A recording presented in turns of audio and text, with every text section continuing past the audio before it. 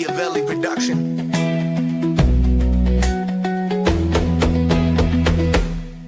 Brahma bulls rampant, slender dads admired, machismo's ignited, punk waddles inspired. Rip that shit quick. Pause that shit. They riff on fleek, little Chad's voice, spitting that tea. Unless your name is Steve, call us for free. On the real, that dude's starting to scare me.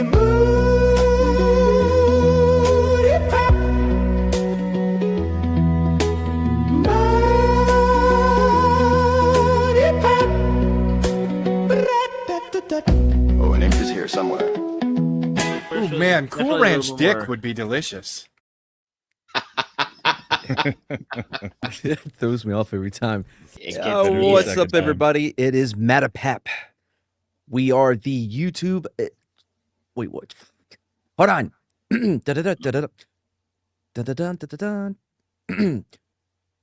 What's up, everyone? We are MADePAP, the YouTube equivalent of Braille, because people feel us when we speak. So you're doing a sports episode. You then did the weird da-na-na that they do in the football games. That didn't happen. As part of your vocal warm-up. Hey, Josh Hammond's first. There he is. Dude, just move me to the bottom right corner now, because this sounds like sports. Hi, Sherry. Hey, Sherry. That's a new avatar.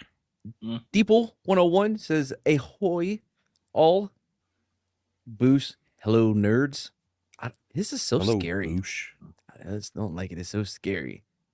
Anyway, yeah, so not a lot going on in sports. If you're wondering why we're covering the Philly fans, is because one, they're horrible people and they've done horrible things, and two, they're going to be losing to the Cowboys Thursday night at 7:30 p.m. Central. Isn't that right, Chad? I'm so excited. Right. Yay, football. I mean, I don't pay attention to the Cowboys. It's not just football. It's not the 90s, but yeah. Wow. I mean, my God. Oh, yeah, well. The thing that sucks about this is like it's not going to end here. It's not going to end at the football game. It's going to get talked about again on Friday night. It's not going to end well. We've just entered the part of my year that is hell for streaming because you fuckers never shut up about it. This is the first I've talked about it in 2 years, I guess. Didn't the season just start? Well, it hasn't started yet. It's going to start, though. Has it even started yet? Starts Thursday. Thursday. That's what we're doing. Are we in the preseason?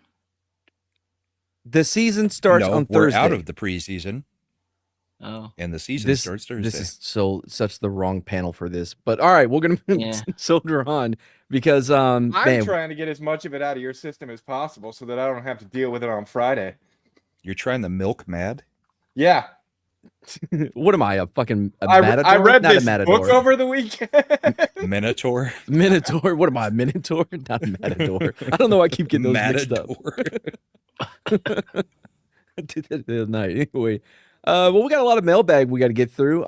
If you ever want to leave a voicemail, you can call 726-610-5357, Mike Jones, or you can send an email to madchismo@gmail.com. Either one of those works. So, mailbag. Although the mailbag's lit tonight, voices from the void out of sight. We'll reply to your DMs and your calls. Let's see what's up in these digital halls. As the night plays, the groove still here. Your voices linger crystal clear. So keep sliding, keep dialing through. This is our mailbag groove where dreams come true. All right. Them titties really do be bouncy. What? The chick that you've got I dancing think that's in a that line video. to edit in with Slenders for the new opening. Yeah, that's gonna make the cut right there. All right, let's see what we got here first. So, should we start taking bets? to see who's how many times Steve will call a week, or if it's gonna be Steve or not. Who knows? Hey guys, it's Rudy. Hmm. So I met this guy on the Tinders, and On the at first Tinders. he seemed really cool, but he doesn't like unicorns, and that's really a red flag for me because I'm a unicornologist, and him not liking unicorns is kind of a deal breaker. But I feel like he's kind of pretending to like unicorns just so he can get my goodies. So I really need to know what you guys think. Is this one Should I of let him get the Steve's goodies? alternate Or should I stick personalities? to my, you don't like unicorns, you're no That's good. Rudy. Thanks. All It's right. Rudy. Don't be Yep, okay. ignorant. That's ignorant, Blanket. All right. Well, thank you, Rudy. I think you should give him your goodies. Why not? I don't. Are we giving dating advice now? Yeah, apparently. Anybody else have any thoughts? No. Sounds No. fruity. Maybe accept his goodies too. Y'all remember the dude? What was his name? Greg? Was his name Greg from last week, saying that he met somebody who was into unicorns, and all you guys told him to lie about liking unicorns as well, so he could get laid? Wasn't all of us? I don't think all of us said that. I'm but pretty there- sure most of y'all did. No, I was in the I'm- against it camp. I feel was like on the hold find on. Jesus. I feel like the person who may control some of these voicemails might have decided to take the narrative in a direction that was purposefully against the advice most of us gave. Just putting that out there. That's typical of most people. They ask for advice, but they do what they want. True. So yeah, give him your goodies or not. Who cares? Hey, it's Bill. I called last week about that girl with the obsessed with the unicorns. Oh, there we go. I'm wondering if I No. should lie and get those, and give me some. Well, I took your advice and I lied about the unicorns and I got me some, and now she's calling saying she's pregnant. It's been a week. She already thinks she's pregnant. Man, I don't know what to do now. She's like, oh, my daddy said that. Hold on. I had to take a drag. She said, oh, my daddy, he's saying that he's going to come after you if you don't marry me. And I'm like, woman, you're 47 years old. I don't think your daddy's still alive. He's not. He's dead. But she thinks he is. And now I got a unicorn baby on the way, according to her. And I don't know what to do. What should I do? It's Bill. Well, thank you, Bill. Oh boy. Wow, All right. that's Any a lot. advice for Bill? Should have taken my advice. It's what happens Yeah. when you listen to Mad. I don't know if you can make an honest woman out of somebody who believes in unicorns. Just saying. Wait, why? Wait, that believes in unicorns or likes unicorns? Because I think were they saying? Wait, did Rudy? Mhm. Did they say that? Because I don't want to assume, but did they say that they liked unicorns or that they believed in unicorns? They liked unicorns. Oh, yeah, okay. see, that's different. Although I feel like at this point, really the only way out of this situation will be to give her something that she likes more than you. So you have to find a unicorn at this point. Mm. Well, apparently she Yeah. already has a little unicorn. Apparently, Maybe he should contact Rudy because Rudy's a unicornologist and they can come up with I'm a plan. assuming Rudy is the one who's saying that he's Wow, pregnant. Brahma. She's pregnant. It's Yeah, pregnant. I don't know. yeah, that's where. I How does think everybody we're- get we're our hearing- numbers? We're hearing both sides of this conversation. I just think it's odd that they would both confide in us. Why? I think we give great advice. So what's I the don't. advice? Uh, To have Contact a. Rudy. The advice is you have to. Why find would a he unicorn. contact Rudy when Rudy's claiming that he's the dad of her baby? Clearly, they're already in contact. Like I said, at this point, he This has to was find a Bill's. unicorn and buy his way out of this situation. Brahma, do you think it's a coincidence that we have Rudy calling say he met or they met someone but doesn't like unicorns, doesn't know if they should date, and then you have another guy calling saying I met a chick who likes unicorns. Should I lie about liking unicorns? Brahma, do We you have a understand the very concept of a diverse- narrative thread? We have a very diverse group of people that watch this show. Of course, it's probably two people. They all It love is two unicorns, too. people. those are great diplomatic answers. Oh boy. You okay, Brahma? Well, I don't know I if thought we're Bill gonna get got an somebody answer to pregnant, that and one. I thought Rudy Yeah. was the one who was calling because he was dating somebody or trying to get with somebody that didn't like unicorns. Right. That And sounds Bill like two called- guys. Where's the chick involved? I think it's Rudy. Are you implying that only women can get pregnant, bro? How dare you, sir? Pregnant people. Nobody told me that there was like an insert name thing, so I just started saying the thing I was going to say and then got cut off. So the Oh yeah, here's a weird thing. It doesn't actually play you saying your name, so that's weird. name thing's all fucked up. This is the wake down, and I'm leaving this stupid fucking poem thing. Fuck, fuck, fuck a duck, screw a kangaroo, bang, bang, an orangutan, sodomy at the zoo. All right, you're welcome. That's all I got. We have the weirdest people. Was that actually Wake Down from Yes. Foul Ball's old show? Yes. Oh, I haven't talked to him in a while. Yeah, we Me have neither. the weirdest people. Good to hear from you, Mr. Wakedown. Here we go. We got another one. Oh, See what good. this one is. Hey y'all, it's Rudy. I just wanted to call and give y'all an update. I took your advice and I gave him my goodies, and now I'm a week pregnant with a little unicorn. He's trying to run, but I told my daddy doesn't come after him if you don't act right. Anyway, so I'm gonna send you the link to where you can buy the baby shower gift. All I hear no is one Brahma buy- going, "That's ignorant. That's ignorant." No one buy them a baby shower gift. See, you can't even keep straight whether it's a guy or a girl. Unicorn things. I don't know if you thought of that yet, or if you guessed it's gonna be unicorns. Anyway, he's kicking. He's a strong little unicorn, or she, or Z, or him. Who knows? I'm gonna let them decide. We're gonna have a genderless unicorn together. Me and Bill. So happy! Yay! It's Rudy. I do like how everybody has to make sure they tell us who it is at the end. That's important. Oh, Keep the characters straight. Mhm. Boy.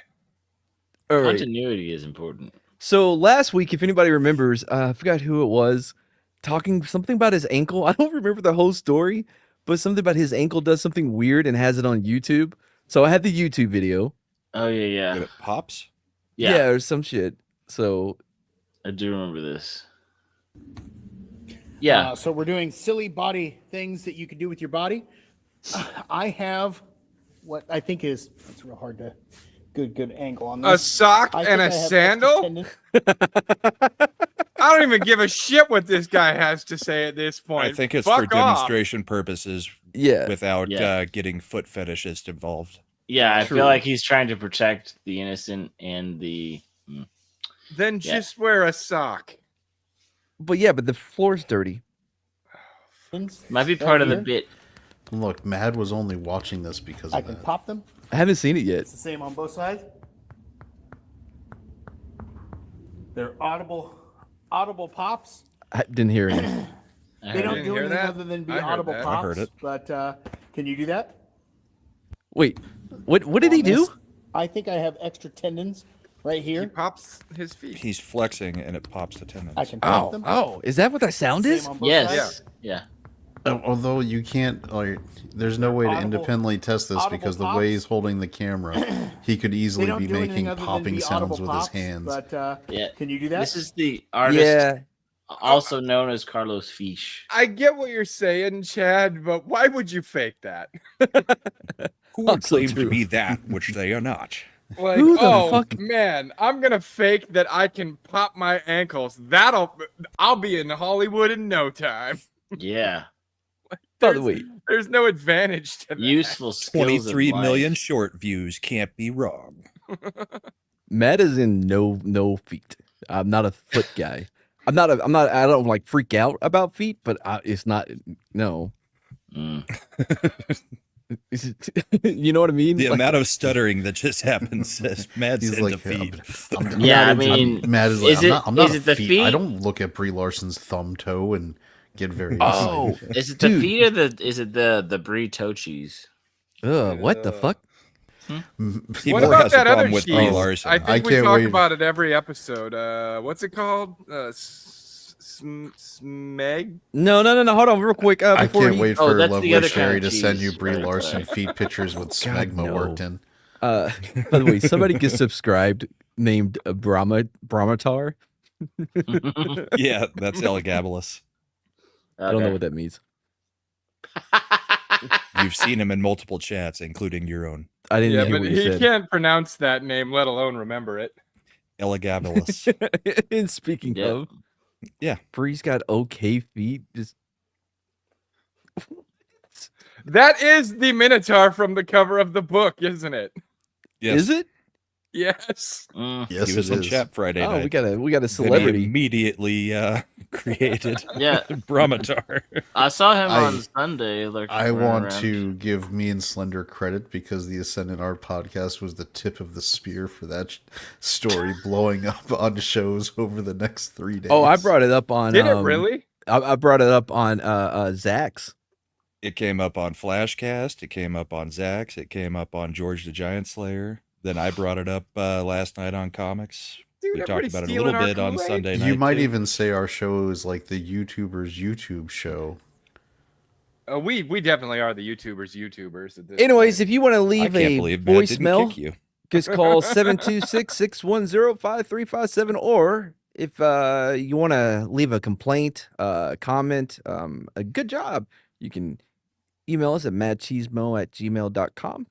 Definitely and, won't be leaving one of those last ones. Sports. So let's get going. Dangerous? No, that'd be Let's- Darkwing Duck. That's Darkwing Duck. I know, but he kind of said it in that "let's get." Kind of felt like we could have gone there, and it is Can Philly. he do Darkwing Duck? Can you do Darkwing Duck, Matt? That's a take. I don't Darkwing know Duck about doesn't that really one, Sherry. have like a. I'm the unpopped kernel in your teeth. Are we talking about that Marvel bra she Not bad. talked about? Or are we talking about the natural things here? I'm the pebble in your shoe. You're the I Pebble. forgot how it goes. Dwayne the Pebble Johnson. I am the terror that flaps in the night. What? I am the itch on the small of your back, just out of reach. He would just do random stupid stuff in the middle of that and go and then finish with I am. Yeah. I I do don't like know. the Made popcorn sense. kernel stuck between your gums, though. Yeah. That one's always good. Yeah, and Launchpad McQuack, Gizmo Duck. Come on. Gizmo Duck wasn't in Darkwing Duck. Gizmo Duck was a Gizmo bitch. Duck was in DuckTales. I know, but Launchpad was in. Yes, Launchpad was in both, but not Launchpad Gizmo had Duck. much crossover. But the Launchpad in Darkwing Duck was very How different from the Launchpad in Yeah, he DuckTales. was. How How did we get here? This? I How do ask y'all myself remember this question every time you guys start talking about sports in the Ascendant Art podcast. Well, it can be art. It's a art of athletic feats. No, it's the art of pissing me off. What is happening to the chat? Get your heads out of the gutter. Let's, speaking I of just gutters, love that Mad used I mean, AI I for this would rather picture. talk about boobs the entire 2 hours, to be honest. speaking of gutters, let's talk about those Philly fans. Yeah, I mean they are the worst. They are the worst. Worst fans in all of sports. But in fact, it's because Philly is filled with the worst people in the country. True. I mean, they're just barely beating out Boston. The only thing no. that Philly beats Boston is that they integrated their baseball team like a year before the Red Sox to be not the last team in Major League Baseball to have a black player in Major League Baseball. But I don't like that history of the Red Sox. Oh, Boston is the most racist city in the country. How dare you? I was born in Boston. I Just have family saying there. I facts can confirm it. with It is no facts. with complete disregard. Slender, you were up in the Northeast for a little bit training with the Navy and being stationed up there, right? I was stationed in Maine. Maine. So you were around Massachusetts people a little bit. Yeah. Are they not some of the most racist people you've ever encountered? I don't know You about can- racist, but I know they can't drive. I know they're assholes. I wouldn't say they were racist per I se. believe you mispronounced masshole. Correct. Okay. I guess I didn't integrate into the culture that well. What? That's a good one. That wasn't me. That's Somebody what else they're made that called. choice. Yeah, that's Not what me. they're called. Anybody who doesn't live in Massachusetts, they're referred to as massholes. Yeah, I mean, we I get have it. friends in Yeah, that's Massachusetts. super that clever. And then consider them- Imp was defending that bad joke, so he gets moved back down. It's not really a joke. It's just a well-used colloquialism. Punk, stop trying to too much defend. time You on got this. moved up because My he God, was just- defending it. Take the win. That was Take 20 the- minutes. We could have take been the doing W. horoscopes again. Yeah. Sagittarius. How do you say? How was it you were pronouncing Aquarius? So, are we going to do the story, Chad? Yeah. All right. So, in order Aqueous. to, Aqueous. It sounds like a game system. It's a type of TV. Aqueous is a type of paint that I use. Actually. Close. Sagittarius. Which company was the Aqueous? It was it Sharp? Sharp. Yeah. Does Sharp even make TVs anymore? Are they gone? Have they been I don't know if replaced Sharp by like? exists anymore. They got probably got replaced- absorbed into like Samsung or Sony or something. They right? probably Like, became bought out. Insignia. Their Best Buy's high brand. was it Hisense, the cheap Chinese one? They're Yeah. still around. Yeah. Normally, I wouldn't participate in this conversation so vehemently, but I can hear Mad seething on the other end because he really wants to talk shit on Philly fans right now. But TV is an important part of this week because this is the week that almost everybody goes and buys a new TV if you're in the market for one because the- football is about to start. The I two thought that best happened times, Thanksgiving. The two best sales That's for the value televisions. TVs. The two best sale times for televisions when you want to buy them cheapest are the Black Friday fucking sales shit. and the weekend before the Super Bowl where they have their big game markdowns because they can't call it the Super Speaking Bowl of the big 'cause it's game- trademarked. Yeah. What? I thought this wasn't about sports. Yeah. Is this about sports? All right, let's get going. All right, so to understand Philly and its problems, you have to actually go back to Philly The at Ottoman the beginning of the American experiment, because from 1790 to 1800, coming out of the colonial era where the Continental Congress was located in Philadelphia, they were also the capital city of the United States. And Biggest that period mistake we ever made. in that period of 1790 to 1800, Philadelphia was enjoying what a renowned city historian E. Digby Botzel called a silver decade. The federal government operated among the cobblestones and row houses along the Delaware River, which was the busiest port of entry in North America. But that all changed when the nation's capital was moved from Philadelphia to a drained swamp located between Virginia and Maryland. And That's how Philadelphia- that's how shit Philly was. They're like, we're gonna move it to a swamp.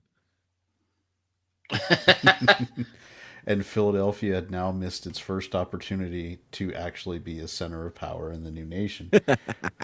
3 decades later, it lost its second chance at power when President Andrew Jackson closed the U.S. Bank, which was located in Philadelphia. Yeah, fuck off. You see, Andrew Jackson ended the Fed for real.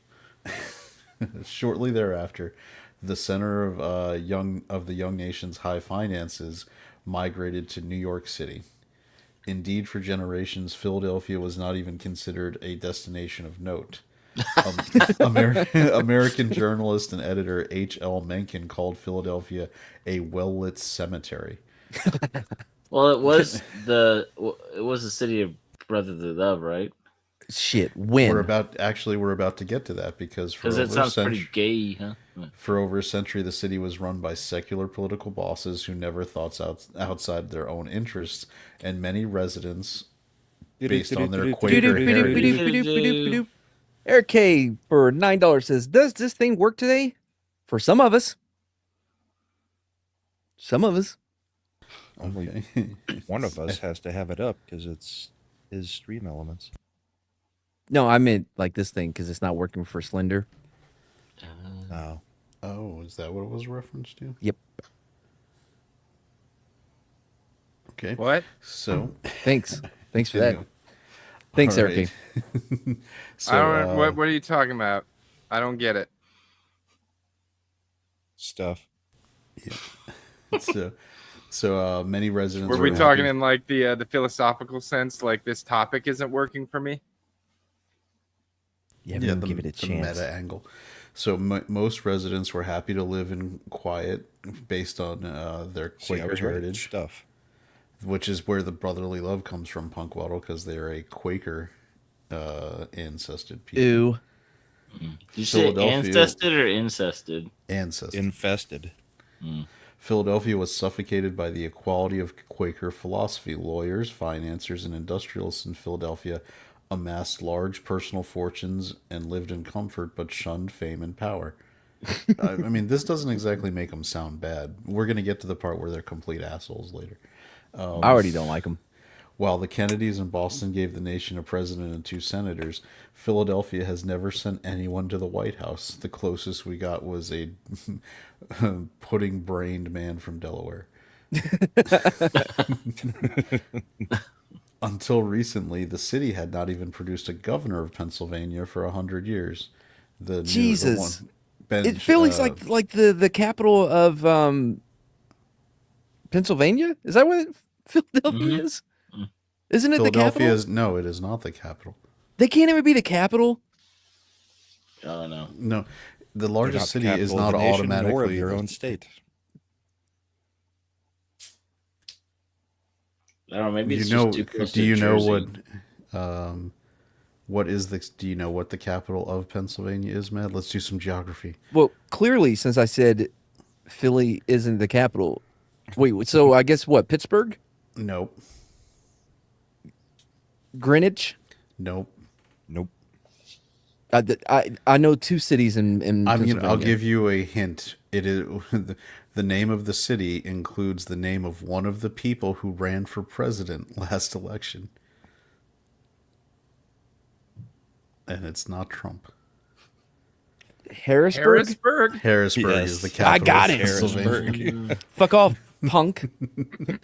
Which, so yeah, that's how Pennsylvania, you're like Philadelphia. You're our biggest city, but you're such a shithole. We don't want to be in you, so we're gonna make Harrisburg the capital. Is Pittsburgh better? No, Pittsburgh is a post-industrial wasteland. Okay. But it's still better than Philly, though. Pittsburgh is close to Hershey Park. I think you can drive in. Yeah. There. So that's nice. I Philadelphia thought has. this was. I don't know. Never mind. What? With that, we were just gonna make. Yeah, we're just making fun of Philadelphia for being a terrible, terrible city. Okay, I don't want to do that.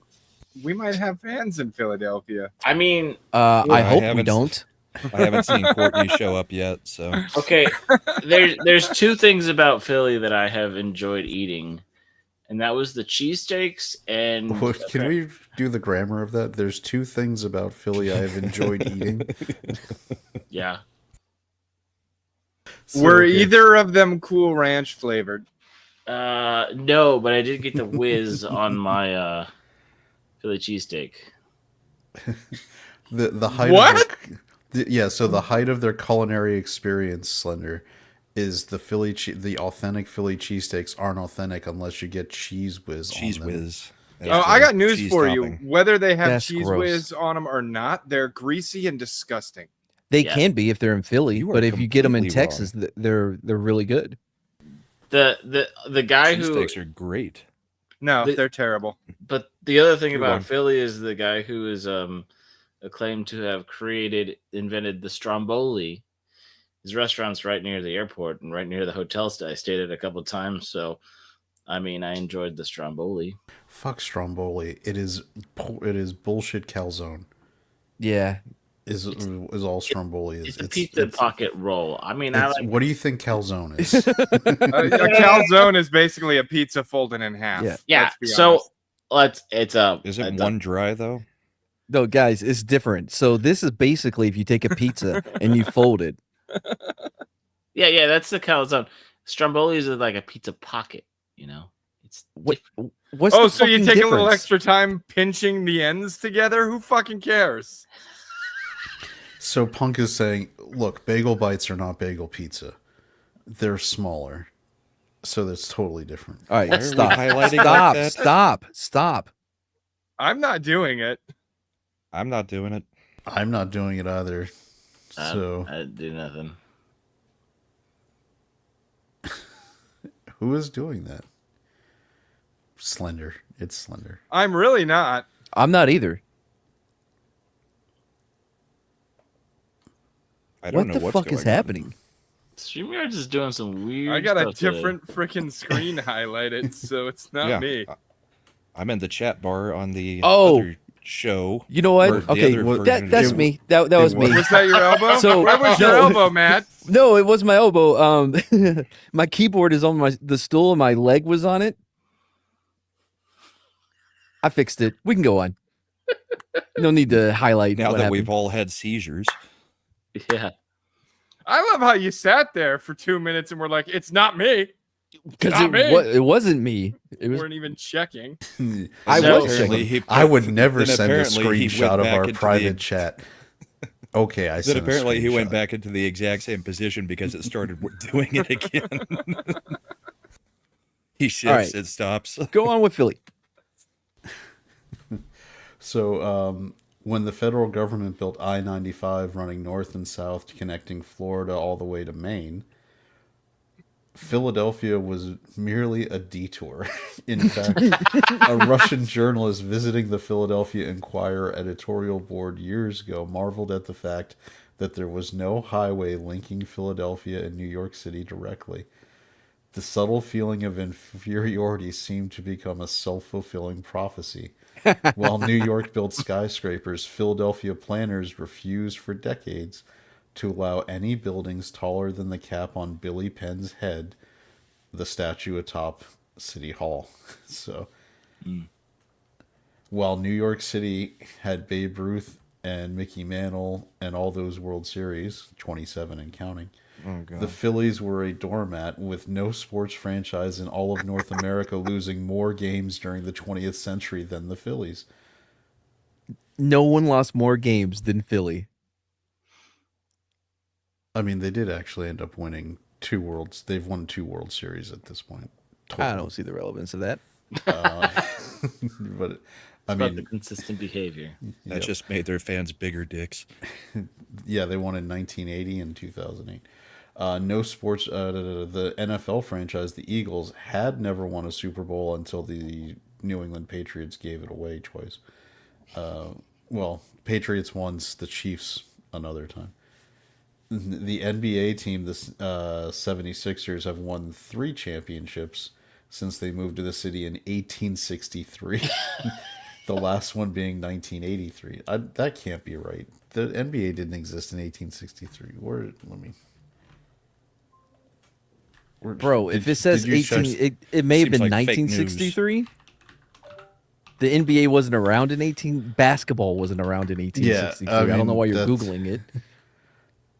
Yeah, it was. I think it's just a typo. They were founded in 46, and they moved from Syracuse in 1963. There you go. All right, I'm just I like to fact check the person who prepared the material. That feels like an easy one.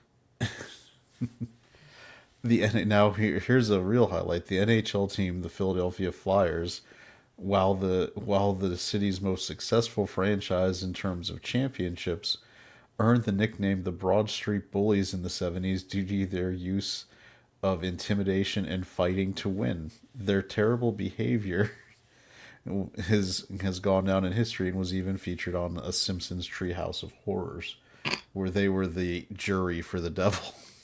They were the jury for the devil. Wow. You don't remember that episode? It was when Homer sold his soul for a donut. You may be right. And they went to court, and Flanders as the devil, and the jury will be the starting lineup of the 1976 Philadelphia Flyers. All right. By all accounts, the terrible behavior of Philadelphia fans began in 1949, because on August 21st, 1949, the Philadelphia Phillies were playing a doubleheader against the New York Giants, the baseball team. Right. The one that would eventually become the San Francisco Giants. The Phillies beat the Giants 4-0 in the first game, and the second game was going fine until the 9th inning. New York got got the lead 3-2 when a Giants player hit a fly ball to center field, and the Philly players seemed to make a shoestring catch, but the umpire ruled it a hit, saying he had trapped the ball. And the Giants managed to score another run.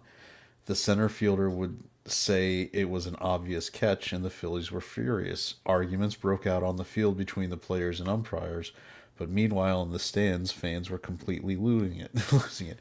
It started when a soda bottle came flying out of right field onto the field.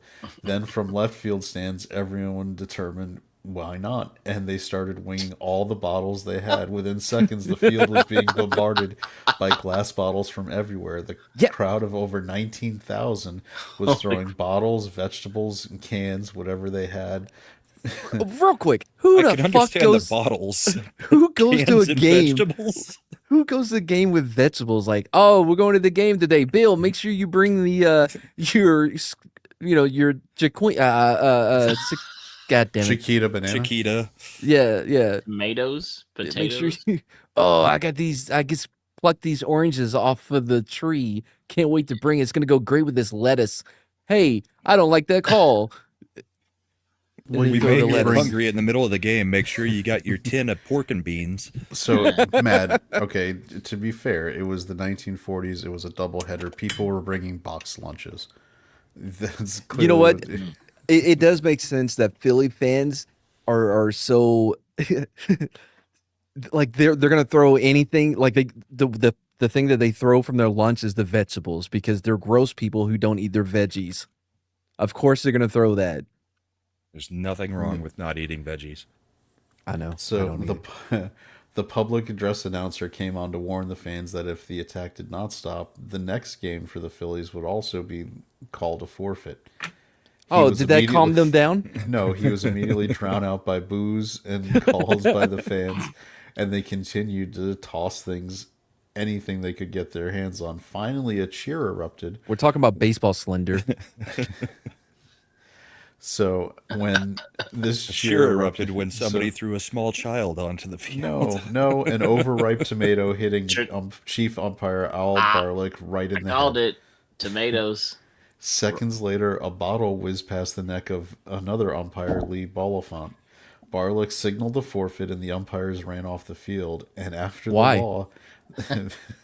after the incident, the state passed a law forbidding fans from bringing soda and beer bottles into stadiums until they could start selling it at the concession stand for overpriced amounts. Yeah, but they wouldn't be glass though because they learned their lesson. Yeah, and ban the tomatoes though. If only Beck had been around, they would have heard bottles and cans and just clap your hands, and everybody could have gotten along. You're so gross. All right. In 1960, let me see if this doesn't. The Phillies. Well, this is not. The Phillies brought up a rookie player. It was one of their first. What do we? Oh, just my jokes. I'm a decent. I'm seeing. I saw Slender's new avatar. Yeah. He was one of their first black players to make the major league roster, but he was young but also very good as a rookie. He batted .318, 29 home runs, 91 RBIs, and scored 125 runs. He led the majors in triples and was the runaway winner of Rookie of the Year. Sounds like a good player, Philly. Should love him. But how many fistfights did he win? Hold on, no, it gets better. For the next 3 seasons, he was an all-star every time. But he also struck out and made more than the average number of errors. So fans, instead of cheering him, booed him right away. Starting in his second season, things turned even further south. One of Philly's hometown favorite players, a guy by the name of Frank Thomas, not to be confused with the famous Frank Thomas of the 1990s, taunted this player. His name was, I guess this is taunted Allen by calling him boy, referring to him as Muhammad Clay. That would be a reference to Muhammad Clay. Muhammad Ali, Cassius Clay. Yeah, I get it, but like, things boiled over when Thomas decided to call Allen a N-word what? SOB at practice before the game. What N-word? Which one? Oh, you know, the one with the hard R. He didn't do it like he's his friend. He did the full hard R. I mean, this just sounds like Joe Biden in the 80s. Yeah, at no point, this is true because at this point, Allen should have been going to local public pools and just stroking the lifeguards' leg hairs. That would have been much better. So Allen decided he had enough. He went after Thomas, and the two fought. Allen made the mistake of deciding to have a fist fight, and Thomas decided this was a fight he should fight with a bat. Smart. Never bring fist to a bat fight. Yeah. In the aftermath, Thomas was quickly traded because Allen was the much better player, but the fans blamed Allen for the departure of their favorite. You made our favorite player a racist. When describing the reaction, Allen said, "The next day I stuck my head out of the dugout and I'd never heard such booing.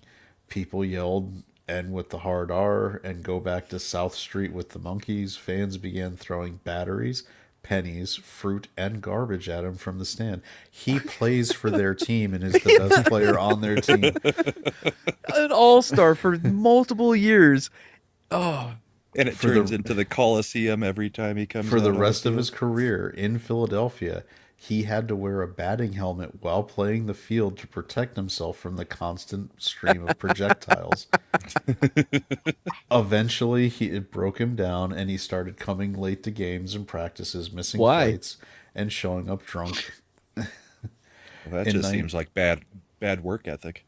Yeah. In 1969, he held out for 26 games and returned only when he was promised a trade out of Philadelphia. He said, "I'll play anywhere, first, third, left field, anywhere but Philadelphia." Upon his trade, he ended up being sent to Chicago, where he immediately in the next year won the MVP of the league. Jeez, of course. So another but Philly still hated him. So which team in Chicago? Yeah, that's a good question. Was it another Sox? Cubs, White Sox? Well, you've named the two teams that he could have went to. We don't even have his first name yet. Yeah, we can't even say his name was Allen. His name was Allen. Just Allen. His name was Allen. Is it really that important? With his work ethic, I mean, it could be Iverson. Yeah, it was Dick Allen, Richard Anthony Allen, and it was the Chicago White Sox. Knew it, called it. Yeah. Then fuck him. Jesus Christ. Cubs were better. Philly was right about this one. So, just looking that up, I also another reason that Philadelphia people were dicks. His nickname growing up was Dick. He asked people, Richard, you call him Dick. So instead, upon arrival, when he says, "Okay, my nickname is Dick," everyone in Philadelphia, including the announcers, decided they were going to just call him Richie. Oh, what dicks! Dang it, I missed my cue. So, anyway, in 1968, on December 15th, 1968, the Philadelphia Eagles were playing the Minnesota Vikings at Franklin Field. The Eagles at that time were a terrible football team, having only won 2 games all season, and at this point had lost 11 straight. They then reeled off 2 meaningless wins, which cost them the number 1 draft pick. That draft pick, O.J. Simpson, went to Buffalo. So maybe that was actually good for Philadelphia. Oh, yeah. Hall of Famer. I mean, really, Matt, you think that's what he's known for? Yeah, everybody knows O.J. Simpson for his Hall of Fame football career and his consistent seeking justice for the murder, trying to find the real killers of his wife and waiter. His great book, If I Did It, he's a acclaimed author, acclaimed actor, and acclaimed football star. Slender, when I say the name O.J. Simpson, do you think of football or do you think of something else immediately? Let's see how checked out. Super checked out. Okay. All I'm thinking is the juice is loose. He finds that guy every morning while he's brushing his teeth. Well, he's dead. Well, now. Do you think, honestly, we all agree he did it, right? There's nobody here who's Of course he did it. He even wrote the book about doing it. No, he said if I had done it. Right. By the way, Shredda and I came up with an idea. It was the Dahmer's cookbook. If I had ate them, be like Dahmer's cookbook. Didn't he admit that he ate them? He didn't. We'll cover that story on another MADePAP. Well, I'm excited about that. Punk's like, I mean, I brought up eating cheesesteak, but I'm more excited about covering Jeffrey Dahmer's. No, not Dahmer. Donner. The Donner. The Donner Party of 5. I mean 4. Oh, the Donner Party. Oh, Yeah, that's a good story. I'll cover that. I thought he said Dahmer at first, too. I mean, I think... I mean, it is funny that historically we have two major incidents of people eating people in the United States. And their the homonyms. names are like that similar. Yeah. Oh, that was up on your way in Colorado, right, Brahma? Oh. Wasn't that in we'll have to Colorado? wait I guess until we'll another find out when MADePAP. we have a MADePAP on it, yeah. I just Well, that's a wondered if they great sent- preview for a like if that future. was you know how you take local state history when you're in elementary school. If in Colorado, they're If like, you're in Texas, you have at least a year or two of it. like I'm pretty sure in Texas you learn about the Alamo like all the time. From Yeah, day like- one. 8th grade is a lot about Texas history, I think. We had a whole class called Texas History. Yep. Good news, Wasn't the there, salt like- doesn't hurt monitors. What? Oh, you shot your Good news, monitor. the salt doesn't hurt monitors even from up close. Well, at least it doesn't have to go and scratch and dent. Oh, wait, yeah. Oh, Jesus. Who's this we? Yeah, can She we didn't also... make it through the probationary period. Did she do even one full episode, or did Mad have to cut that off? And No, she like, was 'cause here they for were- Who knows? You have to about go a back week and a half, watch 2 the weeks. past episodes to find out. Anyways, moving on to this week. Mm-hmm. All right, so the Donner Party was on their way to Oregon. Mm-hmm. Right? Are we doing that one now? Bad So, shit. so adding to the anger, by the way, when they were playing Minnesota that day was the weather. It had been snowing since the day before, and the start temperature when the game began was in the low 20s with wind gusts up to 30 miles per hour. Still, 54,000 people showed up to watch their miserable team play in miserable weather. At halftime, the fans were to be treated to a Christmas pageant. Oh, that's nice. The Eagle cheerleaders dressed up as elves. It's funny, people thought the Eagles cheerleaders were the first one that had men. It was just what they looked like. So Okay, go on. All right. when they romped on the field, accompanied by a 50-piece brass band playing Christmas tunes, Santa was supposed to make an appearance riding around the field on a huge Christmas float. But even before it began, the halftime show went south. The float quickly got stuck in the mud, meaning Santa had to abandon his sleigh and walk around the stadium on foot.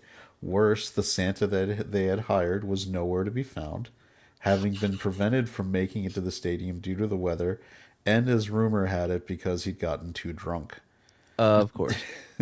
In a panic, the Eagles' entertainment director, a man named Bill Mullen, approached a random fan sitting in the stands, a 20-year-old by the name of Frank Olivo, to fill in as Santa Claus. Olivo just had happened to have worn a red corduroy Santa suit and fake beard to the game. He was given a large sack and told to weave down the field between two columns of eaglettes. That's what they called the cheerleaders. Just so everybody knows, the Eagles organization is trying to do something nice and festive for the holidays for their fans. Yeah. That's what they're trying to do here. Yeah. Yeah, that's Was that it? that's So what they. Are you saying that the eagle has not landed? Oh, he's just giving us a reminder before we hear what the fans did next. Oh, okay. Okay. Yeah, so he was supposed to bob and weave between the eaglettes as the band played "Here Comes Santa Claus." Olivio said, "That's when the booing started." He started booing Santa immediately. At first, I was scared because it was so loud, but then I figured, hey, it's just good-natured teasing. I'm a Philadelphia fan. I knew what that was. When Olivio finished his rundown, he got into fan range. A fan in the upper deck threw the first snowball. God. As Santa hit the south end zone, that first snowball turned into 10 snowballs, then hundreds of snowballs. Olivio would say, when I hit the end zone and the snowball started, I was waving my finger at the crowd saying, "You're not getting anything for Christmas." Then Olivio recalled being hit by several dozen snowballs. I like how he went full into character, even though he knew he was in danger. The Eagles' public relations director at the time claimed the bad behavior was prompted by Olivio's pathetic physical appearance. Motherfuckers! There's a guy that they You're just literally went blaming into the victim. stands and begged to do this. They literally blamed the victim for what he was wearing. All right, so I found there's a picture of what he was wearing. That's just Philly tradition. I mean, I don't think this is the worst. All right, you click the worst. I mean, it's not a good Santa Claus outfit. It's not bad though. It's not like the worst. I mean, it's better than the Santa that didn't make it. By the way, what the fuck is up with the dude underneath him? What the fuck is he looking at? I don't know, but it's freaking me out. The guy in the middle? Looks like Fester a little bit. It's freaking me out, man. The weird thing is, I don't see any snow in the stands in this picture. Well, you don't Where see did the stands. You're snowballs just come seeing from? people. Yep. So There's footage of rows it. behind. You can see it. Keep going. Keep going, Jack. So the PR director said he was the worst Santa I'd ever seen. Bad suit, scraggly beard. I'm not sure whether he was drunk, but he appeared to be. I mean, he was a Philly fan. Philly fan, He yeah. was drunk. For his spirit Halloween costume he wore to a game. For his part, Olivio maintained that he was quite a terrific Santa, that his suit was actually of quite good quality, and he was not drunk at the time, regardless of what other people claimed. The entire incident might have been forgotten if not for the fact that Howard Cosell featured it prominently on the ABC Weekend Report, a national news show featuring a weekly package of NFL highlights. Look at that little Santa go. When they got to the part about the Eagles and Franklin Field, Cosell showed no football highlights. Instead, he aired the footage of the pelting of Santa, accompanied by a verbal shaming of the Philadelphia faithful. As he should have. See, this is how the news shapes the. Yeah. Wait, are you on the side of the Philly fans fucking throwing snowballs at Santa? No, I'm just saying that the news is a instigator and catalyst as much as. Well, back then they used to tell the truth. And then Ron Burgundy changed the news. Well, okay, but like Santa has victims too, all right? What do you call all these kids on the naughty list? Philadelphia fans. Philly They're fans. all Yeah, Philly fans, assholes. yeah. That's why they Exactly. were pissed. Santa's Lumps of gonna gold. eat a lot. All right. So, just a few years later, Philadelphia built a brand new stadium for the Eagles. Veteran Stadium opened in 1971. The Vet. It was a stadium perfectly fitting the city because from the beginning, the Vet was an unflattering cookie-cutter, multi-purpose concrete bowl devoid of any architectural charm. The turf was considered terrible at best, with former Eagles quarterback Ron Jaworski saying the turf of the Vet is like concrete with green bedsheet covering it. It's terrible.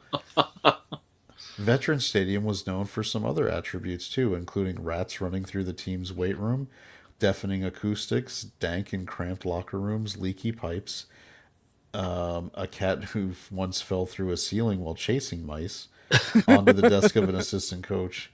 The heat was unreliable, the elevators were slow, and there was a peephole where visiting players were looked into the dressing room of the Eagles cheerleaders.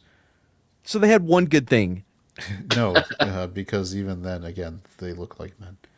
Oh, I forgot it was the Eagle cheerleaders. Yeah, gross. That's why it went so long without being noticed. None of the visiting teams were using Nobody was using the people.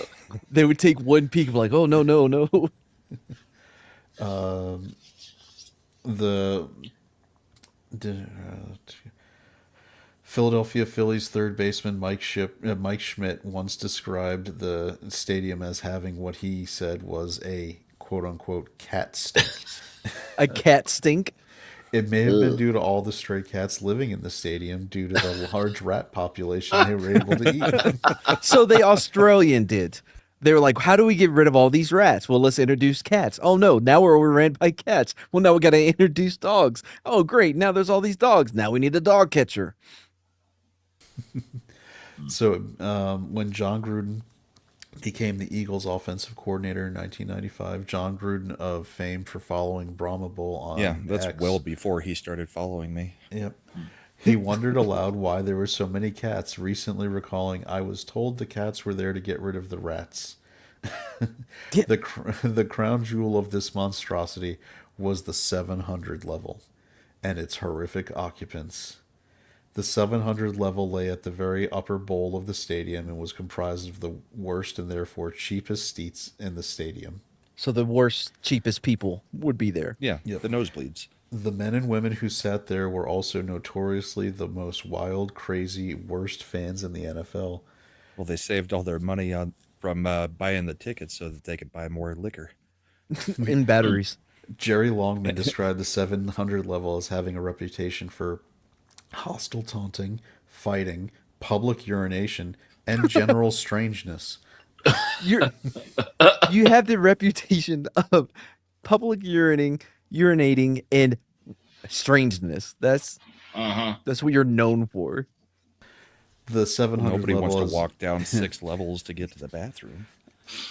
It became an inspiration for websites relating to Philadelphia sports, as well as weekly letters to the editors section in the Sunday sports page of the Philadelphia Inquirer. At a game in the 1980s, a fan named Jeanette Miller, sitting in section 730, removed her shoes and soon noticed that the man in front of her was sucking on her left big toe. How do you just notice it? I mean, that should be an instant, as soon as a wet mouth. I'm gonna take my shoes, kick my feet up. What's that? Do you guys was it the movie Me, Myself, and Irene with Jim Carrey?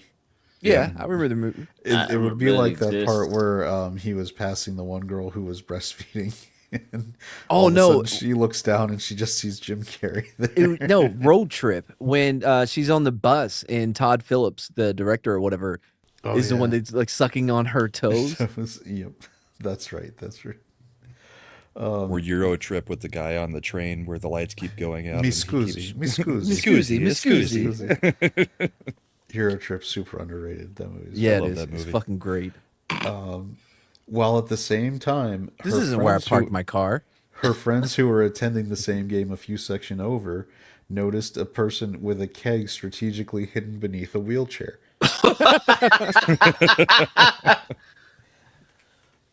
I guess a blanket? You're like, oh, our grandpa. Yeah. Oh, I'm so old.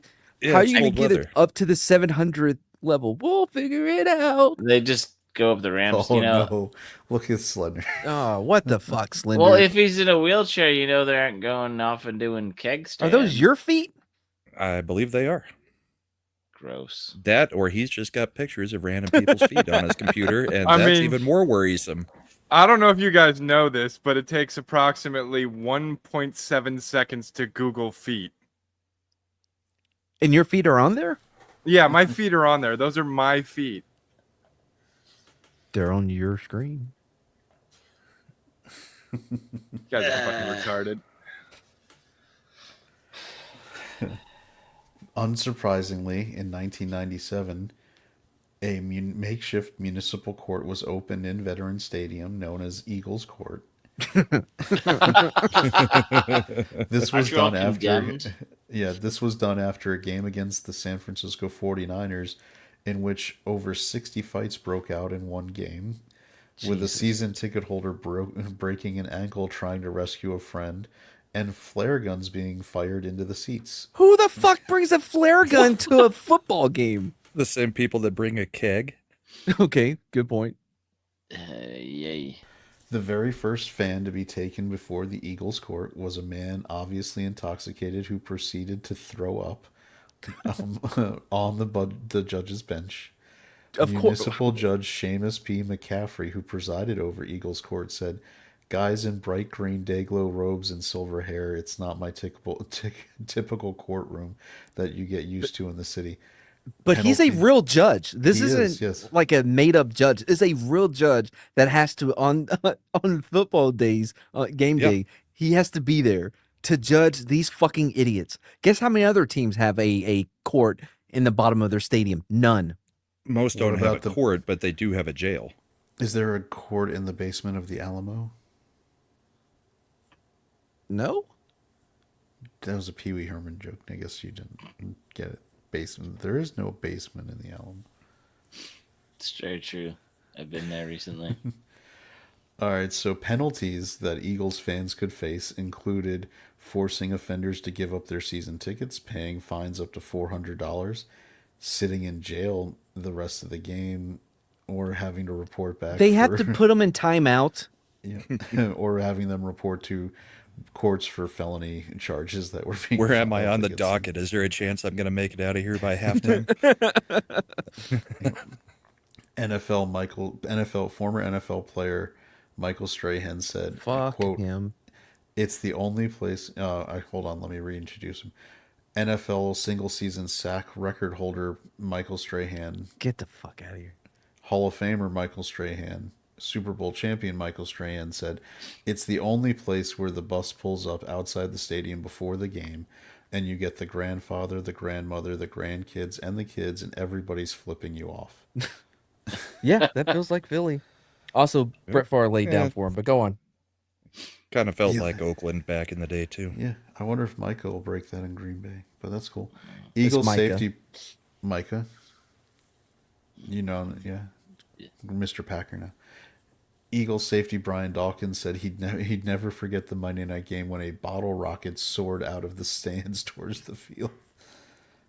Is nobody searching anybody going Like, into the stadium? Is this now why we have event security that like checks for everything? They're a big part of it, yeah. We Cool. used to be a proper country. This is why we can't have nice things. Thanks, Philly, Yeah. and your cheese whiz. So earlier we referenced Provolone's the 1970s Philadelphia Flyers and how notorious they were. An example of this is on January 6, 1972, the St. What? Louis Blues were playing the Flyers. What day? January 6th, 1972. Yeah. J6. Premonition. A day that Yeah. will live in infamy. I know it was all about it's all about Philly fans. That's what it is. I'm seeing the connection. I'm getting more red yarn as we speak, guys. The Philly After fans the- did an insurrection. Yeah. After the end of the second period, with the players heading to the locker room, St. Louis Blues coach Al Arbor went over to the referee John Ashley to complain about the call that had been made. As the two spoke, a Flyers fan nearby decided to pour beer down Arbor's back. Other fans saw this no and reason. responded by throwing trash and then jumping down to take swings at Arbor. What the fuck? For why? Like- This is a regular game. Is this just This is just a regular season. Incensed at the treatment their coach was getting, several Blues players turned from walking towards the locker room and instead ran up the ramp and started to swing their sticks and climb into the stands to fight fans. Jesus Christ. Yeah. The Philadelphia cops who were working at the arena quickly got involved. The notorious Philadelphia police were all too happy to then take out their nightsticks and proceed to beat the Blues crap players, out of the Blues players, trying to force them back to their locker get a room. billy club. A Philly newsman who rushed over to the scene asked a nearby cop what was going on, and the police officer responded, "It's the St. Louis Blues against the cops, and we're winning." God.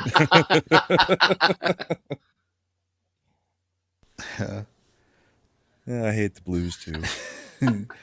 The Al Arbor received a gash that required 10 stitches, and St. Louis Blues players John Arbor received wounds requiring 40 stitches. Among the there were also 4 Blues players who were then arrested following the game with bail set at $500, and they weren't allowed to be released from the police station until their bail was paid. Until the end of the regular season. The bail was paid at 5 in the morning by the Flyers owner so that they could leave. They then had an arraignment following month when they came back to town to visit the Flyers again, but all charges were dropped at that time. After the 25-minute melee, the Blues, seemingly inspired, had come out in the third period and scored 3 unanswered goals to win 3-2. Yeah, but we beat their asses, though. Sure, we lost the game, but... The Blues owner was furious, stating this was the worst case of police brutality he'd ever seen or heard about. It was 1972. He was clearly old enough to have seen the civil rights era. This and was what worse. was going on, but this was clearly far worse than anything that had happened there. Remarkably, the win would be the Blues' last one in Philadelphia until the 1980s, with the Flyers proceeding to go 31-0-3 against the Blues over the next 16 seasons at the Spectrum. Jesus Christ. Finally losing in November 1988. So, I don't think that's a sports bettor's dream right there. Yeah. It's funny because in 2025 you'd have prop bets on how many police would be getting. It's like how many Blues will be getting assaulted by police this game. Live betting. What's the over/under on stitches from a police nightstick? In 1989, actually, I just thought, like, one guy was like, oh, he was going to get 5 stitches, but the goddamn nurse used the glue instead, so I got screwed out of my bet. Fucking missed the parlay by 3 stitches. In 1989, the Eagles and Cowboys, who were in the middle of a heated rivalry, were playing a game with rumors swirling that one of the teams had taken out bounties on certain players. Yeah, I one of the wonder teams. which teams. The commissioner of the league, Paul Tagliabue, brought a ton of outside NFL security to the game. Why? Including stationing security outside Eagle owner Norm Brahman's box where the commissioner watched. They dispatched security to guard the Cowboys' locker room, the tunnels the Cowboys walked out of, and none of it mattered because it was another game where it had snowed. God. The snowfall earlier that week hadn't been entirely cleared from the stadium, and seeing that snow, said Chris Carty, an Eagles player, I knew it wasn't going to be good. Sure enough, the snowballs began raining down on the field. The snowy barrage became so intense in the second half that Eagles cheerleaders had to leave the field for their own safety because everybody in Philly threw like a girl, and so they were hitting their own team. Were they even aiming? Yeah. They're Philly fans. You can guarantee that they had smuggled in a whole bunch of rocks into their pockets. To put fucking into the batteries, center of the snowballs. Yep. Yeah, batteries. A I large feel like the group- rocks are cheaper. I mean, to be fair, the Giants fans only did that once against the Chargers, so we're okay. A large group of Dallas fans were actually evacuated from field level seats. Most of the snowballs were directed at Dallas coaches and players, although one unidentified flying object struck an official, back judge Al Jury, in the head and knocked him down in the first half. Okay, well, you're a bitch. It's a snowball. That's a How hell you of a gonna snowball. I mean, if it was a green dildo, that's one thing, but a All right, snowball. Probably so the one with a battery in it. Well, it's not. You wouldn't even need to make a battery. So what you did, and this is what Giants fans had learned from the Philly fans, is you basically melt down some of it so it becomes kind of Hard pack ice, it. and then hard pack it so that it freezes up when in the cold, and then it's just a very hard projectile coming down. That's also how you can get more distance so it has weight. A number of Dallas players said, "Let's leave the field. Let's get out of here." Larry Wansley, a former FBI agent who coordinates security on the Cowboys bench each week, said, and I quote, "I never saw anything like it, and I'm in the FBI. I've shot dogs." I've shot dogs. He didn't say that. That was ATF, first of all. He's the original Christy Gnome. That was ATF. Yeah. Oh, yeah, What was those? We talked about some armed people a while back. I mean, the only thing that could have made this worse if they were wearing straw hats. Yeah, remember the two pistol guy, two guns. Yeah, two guns. Yeah, we needed him in this One situation. for each. He would have shot those snowballs out of the air. Yeah, he didn't want them to come to court. Yeah. So now the fans. Nope. Now to speak to your point earlier, they weren't just throwing snowballs. A lot of them were ice balls, and some fans were even putting rocks inside those. Jesus. Described more like ice grenades. We were very lucky that someone wasn't seriously hurt, Wansley said. The snowballs came down throughout the second half, splattering around the Dallas players' feet and whizzing past their ears. During one timeout, the Cowboys' offense dodged snowballs in the end zone while the public address system played Winter Wonderland. What a dick. Should be arrested for incitement. Breach of peace. Several Eagles players tried to call off the bombing, waving How'd their that work arms out? towards the stands as if to say, "Please calm down." But unsurprisingly, it had little effect. The snowballs kept coming from both the lower and upper decks. Cowboys head coach Jimmy Johnson was escorted on and off the field by 2 Philadelphia police officers. This proved to be a good idea, as the officers had to use their arms to shield the coach on his dash to the tunnel after the game. One officer was struck in the face by a snowball and was actually injured by it, shaken up, but was reported after to be fine after receiving minor treatment. PTSD after this shit. I mean, if this was the January 6th kind of police officer, Right? he'd commit seppuku the next day. One player said most of the guys were drenched when they got in here because they were covered from the snowballs. Some people were dumping everything on us: beer, soda, ice, you name it. Oh, spit. Who started fucking- throwing the snowballs isn't known, but one man did admit to betting another fan $20 that he couldn't hit the field with a snowball. That man was Ed Rendell, at the time an ex-district attorney, who would go on to become governor of Pennsylvania. Of course. Why wouldn't he? And I bet Yeah. that what he campaigned on. Yeah, like Remember maybe the that great was snowball fight? That was me. Was that the I was groundbreak- I was the second shooter on the grassy knoll. He could use that as the groundbreaking for his campaign. All right. In the 1997 baseball draft, the Philadelphia Phillies drafted a player by the name of J.D. Drew. J.D. Drew, baseball superstar. You're welcome, Imp. Drew's agent, who I believe was also known, Drew Rosenhaus, Yeah. warned all baseball teams before the draft that Drew would not take less than $10 million as a signing bonus when drafted. The Philadelphia Phillies had no plan to play an unproven player that amount of money. They just assumed he'd get over it and sign. So when they drafted Drew and he refused to sign as he said he would, they were shocked. And then Drew went on to sign and play for another amateur team. Next year, he re-entered the draft and signed with the St. Louis Cardinals, which meant he would be coming to play the Philadelphia Phillies. Philly fans remembered and decided to welcome him back by throwing a large barrage of D batteries for Why Drew. D? For They're the biggest. Drew. Mm-hmm. The game was delayed for roughly 10 minutes after debris landed near Drew in center field. Drew had to be pulled off the field by his manager for his own safety.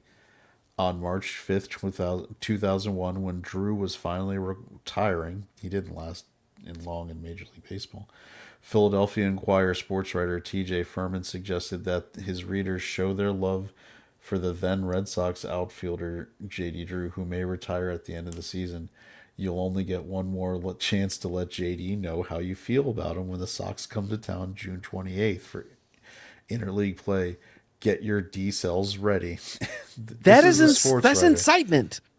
Yeah. Yeah. Talking about Philly fans in general, Deeple. Mm-hmm. I mean, the only good thing came out of fucking Philly has been ECW, but even those fans were fucking bloodthirsty. They booed Santa when he walked down this ramp and then cheered when he got chokeslammed. Santa. They booed fucking Santa. I mean, it's apparently not the first time. No. I mean, he was like the Wish version of or whatever the equivalent was back then. You know, I don't get how everybody is calling this a sports episode. Yeah, we're talking about the fans throwing things at players, not about the games themselves. I don't know. Maybe it's Mads. Maybe somebody's having a bad influence on everyone. That could be. In the 1999, whoa, did he remove himself? Nope, I did. Oh, put him back on. In the 1999 NFL Draft, the Philadelphia Eagles selected Donovan McNabb with the second overall pick. The draft taking place in front of a live audience meant McNabb was greeted to a loud chorus of boos because Philadelphia fans had made the trip to Madison Square Garden and were in attendance, and instead wanted the Eagles to draft Texas running back Ricky Williams. During his time in Philadelphia, McNabb led the Eagles to 4 consecutive NFC East Division championships, 5 NFC championship games, and a Super Bowl appearance in which the Eagles were defeated by the New England Patriots. He won the got Rush Limbaugh fired from ESPN. He won the 2004 AP Offensive Player of the Year award and is the Eagles' all-time leader in career wins, pass attempts, pass completions, passing yards, and passing touchdowns. It probably won't take Jalen Hurts much longer to break most of those records. McNabb was said to never have forgiven the fans for the booing he received. First of all, you're kind of a little bitch. Yeah. During the early 2000s, during the early 2000s, the Philadelphia Flyers and Toronto Maple Leafs began to form a rivalry. The Flyers had noted tough guys, but Toronto had the toughest guy of them all, Ty Domi. And on March 29th, 2001, Domi met the fans of Philadelphia. During the game, Ty Domi tried to fight with a Flyer and earned himself a 2-minute penalty for unsportsmanlike conduct. Fans were upset with Domi and decided to start throwing things at him in the penalty box. Damn. Domi warned them to stop, and they didn't. So after a while, Domi had had enough. He picked up a water bottle, squirted a few of the fans over the glass partition, and that's when Chris Falcone, a 36-year-old concrete worker from Havertown, Pennsylvania, concrete worker, okay, was extremely upset by Domi's squirt and decided to lunge at him. He climbed atop the glass and tried to swing at Domi. Then the glass separating him from the most brutal enforcer in the NHL collapsed. And pandemonium ensued because Falcone and Domi fought in the penalty box and were continuing to fight until linesman Kevin Collins stepped in and tried to stop it. Falcone was arrested, cited, and taken away to get stitches from the beating he had gotten from Domi. But today he is actually known as a living legend in Philadelphia. Of course he is. And doesn't have to pay for drinks at any local bar. And no matter how old you are, you still remember the game vividly. There is video of this. Yeah. But I don't want to get claimed. Would you get claimed if just for the brief? Yeah. Oh, I get claimed for every clip we play on Bourbon and Boarding. The Flyers didn't win the contest, but when that no one brings that up because instead they say, "You remember that time the fan got into the fight with Ty Domi?" Domi has said that hasn't happened to me since I was 15 years old in junior hockey. It was a mascot then. Hey, that's old time hockey. It was perfect. Fans in the stand, all right, fans in the stands have been known to also brawl with each other at Eagles games, not just with other teams. During one game against the Washington Redskins, a fight broke out and one fan was being kicked on the ground. That's when a police officer stepped in and decided to let loose with his pepper spray. The spray drifted onto the field during a Monday night game, the most watched game of the week. That's a while ago then. So this caused the Eagles bench to have to scatter onto the actual field of play to avoid the pepper spray.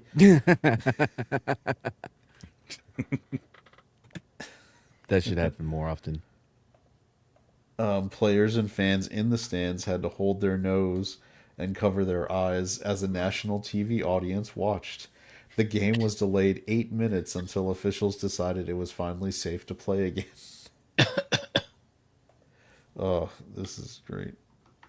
The Phillies also, so the Phillies are known for having a mascot named the Philly Fanatic, and on February 6, 2004, the Fanatic was at a charity auction of memorabilia at Veterans Stadium when tragedy struck. The Philly mascot, and the Philly mascot is played by Tom Bergione. Was played by Tom Bergeron during the auction. He said he took off the head in a first aid room in a restricted area off the main concourse during a break around 6:30. When he returned 45 minutes later, the head was gone. The theft was caught on tape by the center's security camera, which filmed a man trying to conceal the head between his bright yellow ski coat. What? Do you know how big the head is? The Philly Fanatic head, yes. Yeah, it's huge. You're not gonna It's hide pretty it big. like it's fucking Princess Leia, and you're trying to get off of a Sith base. Down the trash compactor. No, the little Princess Leia in the Obi-Wan series that came out. Remember, he hid her underneath the trench coat. Yeah, I didn't even bother to watch that show. Sorry. Yeah, So that's the Philly head. Fanatic. That's Ah, the that head just- he was trying. That's not. Trying to That's hide. not the Fanatic. That looks like the guy from the Astros, just a slightly different head. Orbit. No, yeah, that's yeah. the Fanatic. That's the Fanatic. All right. All right. So the man had entered the room through a back door and exited the same way. Bergone later said security had never seen him. Witnesses came forward saying they saw the man place the head in the trunk of his car. The Phillies delayed the reporting of the missing head, believing it had been taken as a prank and would be returned. But after it didn't turn up for several days, Bergone had to go to the police, and the police had to announce to the public that the Philly Fanatic's head had been stolen. Wait a second. This isn't just some high school prank. They're not giving it back. In true Philly fan fashion, fans just directed their ire towards Bergone, the man who had been playing the Philly Fanatic. He was besieged with emails and phone calls from people outraged that he had allowed the head to be taken. Of course, it was his fault. During the police interview, they asked Bergone to actually describe the missing item, and he starts saying it's green and it's 2.5 feet tall and it has a snout and a party favor for a tongue. A $5,000 reward was offered by Gary Barbera Automotive Group in Philadelphia, and 11 days after the theft, Bernard Bechtel called radio station WYSP. Bechtel, a 37-year-old, told the disc jockey Tommy Conwell over the phone that his son had found the headpiece while sledding. But when he arrived at the radio station on Tuesday to claim the money, he said he recovered it from two 13-year-olds who were running down a ramp at the Wachovia Center. Bechtel also didn't want to tell the disc jockey his name. This is all very suspicious, right? A little, yeah. He's just going through every no, my son did it.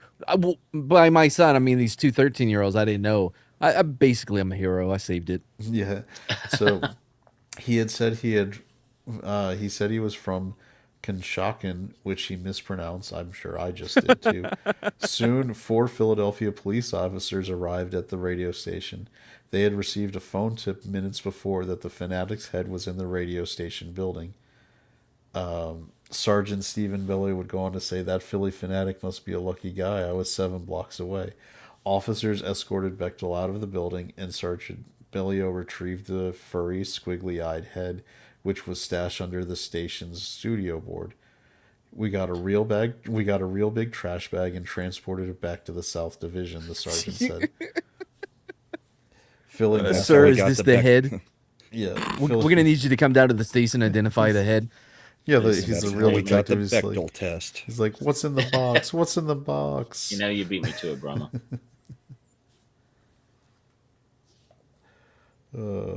Philly mascot Tom Bergione got his costume head back, saying, the Fanatic is intact. It still smells, so we know it's his. Oh. Bechtel was charged with receiving I wore one of those stolen mascot suits for 1 year during high school, and that thing stank. I mean, it's just a cesspool of sweat in there. So, Bergione was charged with receiving stolen property, burglary, theft, and trespassing. The husband and father of 2 was said to have been very remorseful that he had gotten caught. He said That he had gotten caught. Now they bring up he was a family man. He said Was he that what was help. actually said, or was that you adding a little bit? I added Chad? the got caught part, yeah. Okay. Because Mad knows this from his police days. You're not really remorseful. You're remorseful you got caught. Yeah. So he was placed on 2 years probation in order to perform 100 hours of community service. But community service in Philly is bullshit, so no one. What, throw more cans? Yeah, he's here. You've got to open Collect up rocks for people to take into the stadium. It's like, can you? We need you to open these D-battery packages for JD Drew's retirement game. Yeah, recycle your batteries here. We're saving it up for the snowball fight later.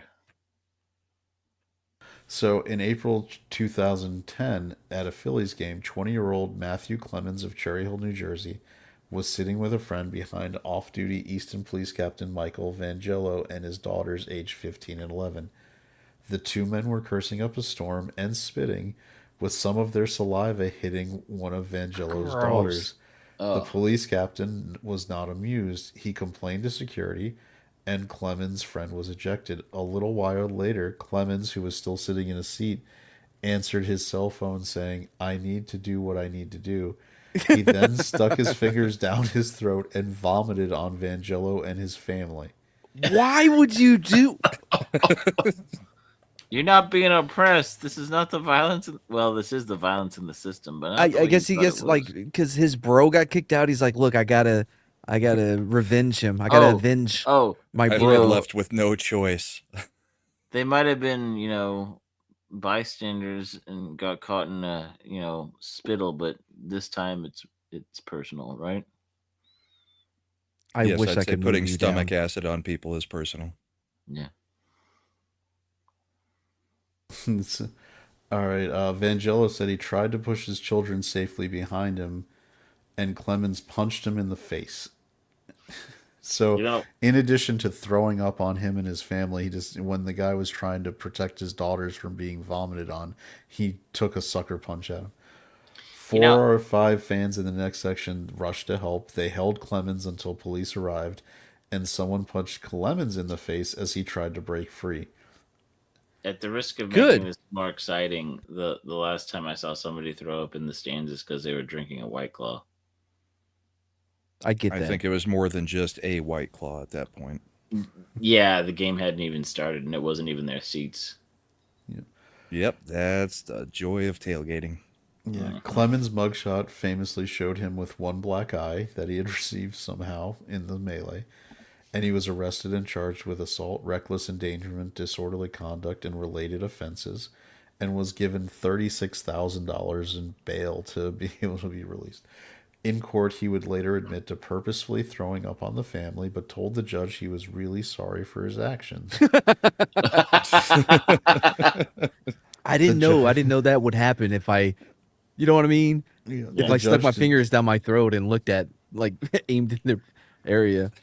I'm sorry, it was my first time out of the 700 club, and up there, public urination and puking is just normal activity. Yeah. I guess that's why nobody was sucking my toes. I kept wiggling them. So the Didn't judge know did I not- was an elite class. The judge didn't actually believe Clemens was sincere. What? So he sentenced him to 3 months in jail, 2 years Good. probation, and 50 hours of community service. Good. Vangelo said his daughter But he hasn't was allowed to talked keep his season tickets.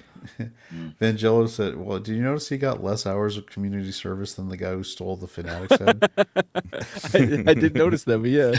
Well, yeah, but the other guy didn't get time in jail, though. Well, he got probation.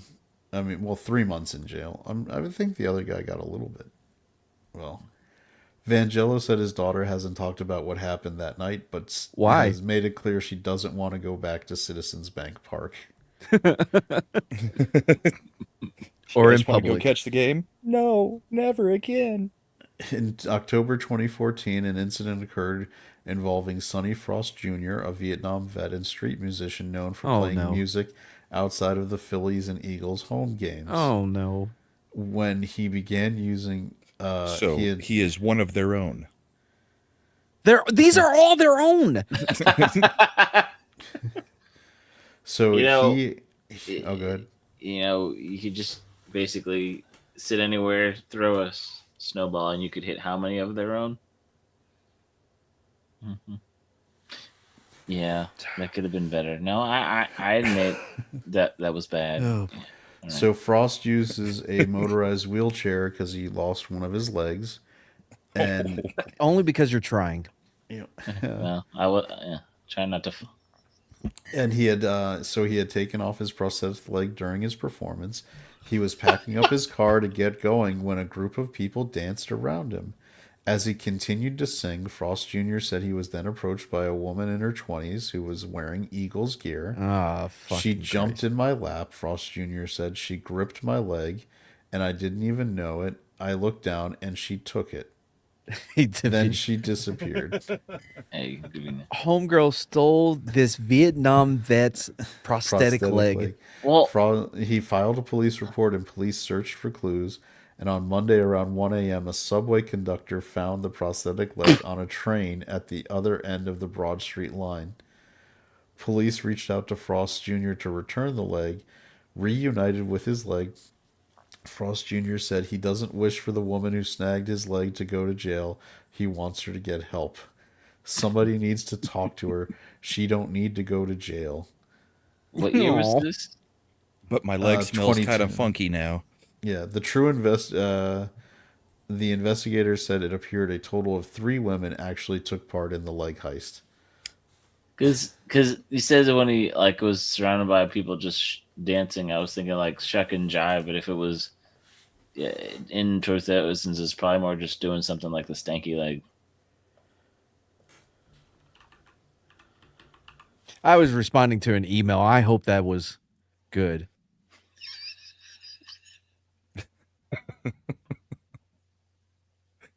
Chad is still dead silent. All right, all right. Well, that was our last official story. I'm looking up more if there were any good ones. There's a lot of people discussing how Philadelphia fans are the worst in sports. Because they are. All right. 6 times Philadelphia fans were out of control. On one occasion in 2016, Philadelphia hockey fans decided to partake in bad behavior at the ice rink. As the Washington Capitals scored, strengthening their lead in the game to 6-1 in the third period, the fans started to throw their wristbands, which were meant for a light show to honor Flyers owner Ed Snyder on the ice. The sheer amount of bands across the playing surface caused the game to be delayed for an entire day. The statement the team said, fans have the right to voice their displeasure, but it should not be expressed in a way that embarrasses or endangers others. Oh, there's the projectile vomit. All right, a little late for the embarrassment part. No, they're Philly fans. They should be embarrassed for existing. That's what I mean. It's too late to be worried about being embarrassed because they already exist. To be embarrassed, you have to have dignity And shame. True. All right, you guys got anything else? We'll wrap it up. Oh, did we get to the one where they were arrested for punching a police horse? Oh, yeah, I forgot about that guy. Or the one that ate horse shit. Yeah, in 2018, during the NFC divisional playoff game against the Falcons, according to police report at the time, a man was ejected because he was intoxicated, did not possess a ticket, and after being ejected from Lincoln Stadium, he walked towards a policeman mounted on a horse and began punching the horse in the face, neck, and shoulder areas. This is not great. Oh. What gif? Uh-oh, did she put Brie Larson Her with gif Schmegma? from Twitter.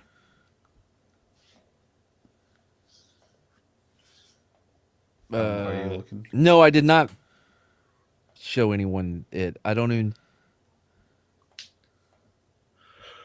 I'm looking for it. I see it.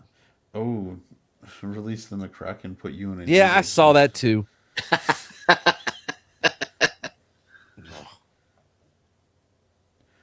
Mad in an Eagles hat. That's... Mad Djokovic?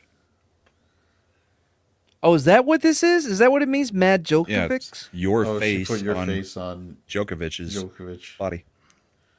Mad Djokovic. Oh. Is it a mad Djokovic or a bad Djokovic? Hey. I think that's what she's saying about sports. Because it says boo. Yeah. I thought she was saying boo because he's a Philly fan. It would only make sense. People like her. You're a Philly fan. Ready? No, but I would expect comments incoming from It's Courtney's Fellowship of Oddballs at some point on this video. Yeah. Chad, you will lose all privileges.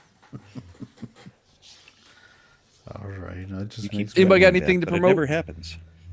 I think we're doing a Christian panel on Kerry Smith's channel tomorrow, and then the bullpen on Sunday for me. And for me, I'll be back here next Tuesday. If you would like to leave a voicemail, you can call 726-610-5357. You can leave a voice email at madcheesemo@gmail.com. Not co-hosting this Sunday? I may. Okay. Did your prescription get refilled? I go on the 9th. I finally start calling you a co-host, and then you stop showing up. Dick.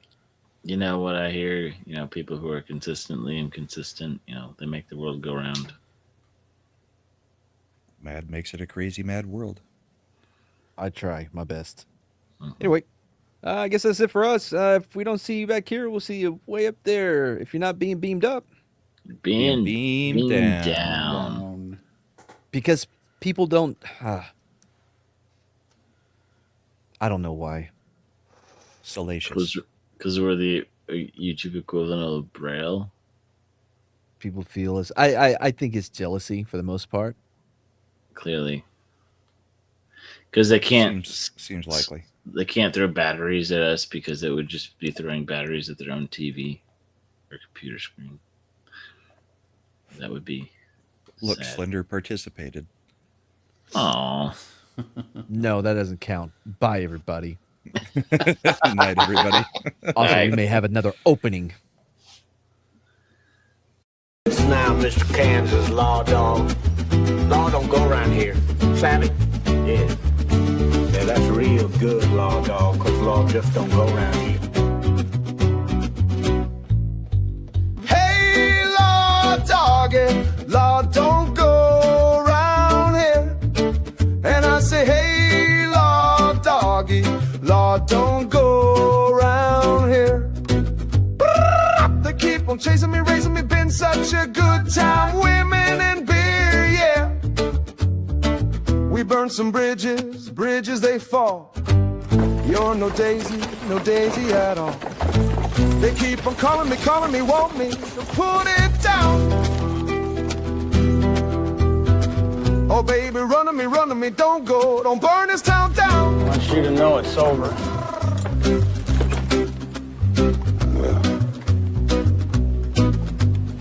Bye. Skirt, that, brr, skirt, tat, what up?